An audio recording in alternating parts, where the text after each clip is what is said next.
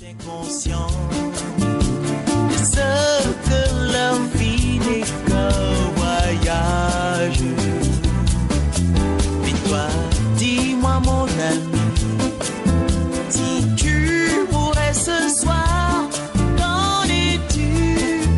Le lieu tu iras. Qu'en es-tu? Qu'en es-tu?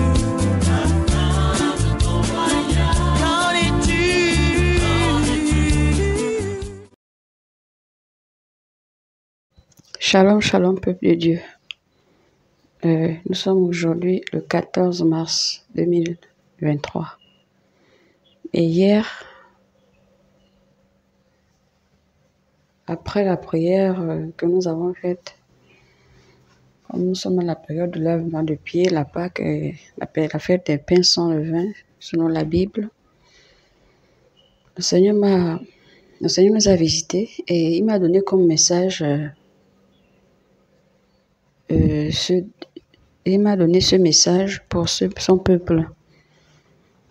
Le pasteur était en train de prêcher, il parlait il enseignait sur l'importance du lavement des pieds, pourquoi le Seigneur Jésus a lavé les pieds à son peuple, à ses disciples. Et au moment où il a parlé de Pierre, là où la séquence où Pierre coupe l'oreille de Malchus, et le Seigneur m'a dit qu'il y a une révélation cachée derrière cette séquence en fait. Et le Seigneur disait qu'à ce moment précis, il m'expliquait à ce moment précis qu'il y avait une révélation cachée derrière. Et la révélation, il me l'a expliqué comme ceci.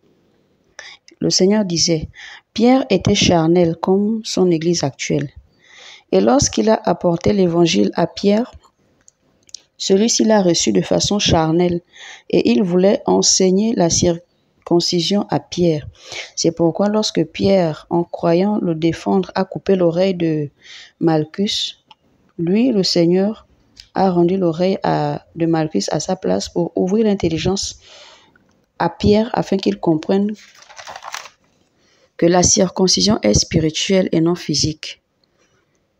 Il poursuit en disant, de la circoncision vient le détachement du monde pour aboutir à la délivrance des fardeaux de ce monde. Le Seigneur poursuit encore en disant que plusieurs parmi ses enfants sont encore dans cet état. Donc, ils sont encore charnels. Pour les reconnaître, c'est à ce signe. Ils se bornent à écouter sans jamais changer. Il poursuit toujours en disant, « J'avais fait grâce à Pierre pour qu'il comprenne et qu'il change pour ma gloire. Que personne ne s'enorgueillisse, car vous ne devez pas me prendre pour acquis. À propos du lavement des pieds, vous devez laisser toutes vos souillures et toutes vos impuretés partir, s'effacer avec l'année qui finit pour entrer dans une nouvelle année sainte et pure, afin de me célébrer dans la sainteté. Je suis un Dieu saint. Vous devez être saints pour me contenir. Ce qui se fait au ciel est ce qui doit être fait sur la terre. Telle est ma volonté. Soyez saints comme je suis saint. Gardez ma paix. Il s'est arrêté là.